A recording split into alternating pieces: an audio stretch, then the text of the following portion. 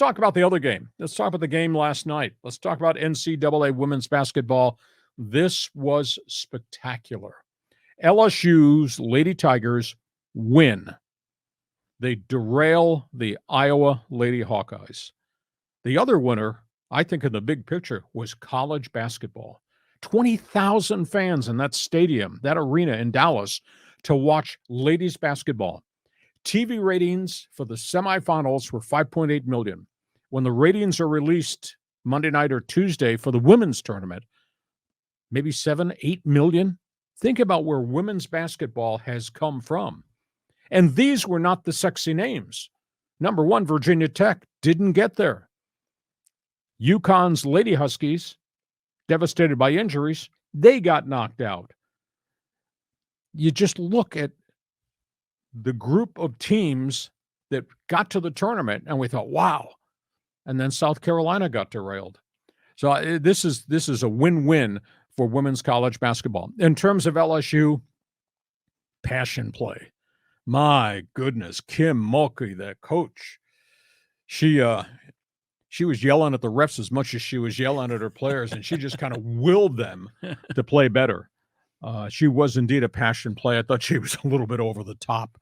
I don't think I've seen in the women's game anybody shoot as many threes as they shot and hit as many threes as they shot. Very impressive. They wound up with 11 threes. Most of those were in the first half of the game when LSU kind of blew the game open. Iowa got back in it by shooting threes. Iowa hit 14 from the arc and still lost the game. Wow. Caitlin Clark couldn't do it by herself. I was just unbelievably impressed with the athleticism of LSU and the roster that Mulkey had put together. This is only her second year there after doing great things at Baylor. But there's no doubt that she's a dynamic coach and she teaches offense. And boy, they got people that just filled it up. Jasmine Carson went for 22 off the bench, three-point shooter all over the place. Alexis Moore had 21. I was kind of bothered at the end of the game. Angel Reese is their big post player, great talent, really mouthy.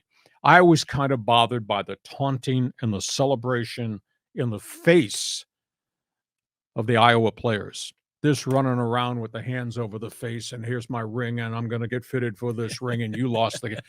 I thought that was kind of classless. I thought there was a sportsmanship question there. And her response at the press conference is, that's who I am. That's how I play. I'm not going to be like y'all want me to be. I was a little bit disappointed in that. But in the big picture of things, what a great basketball team LSU's got.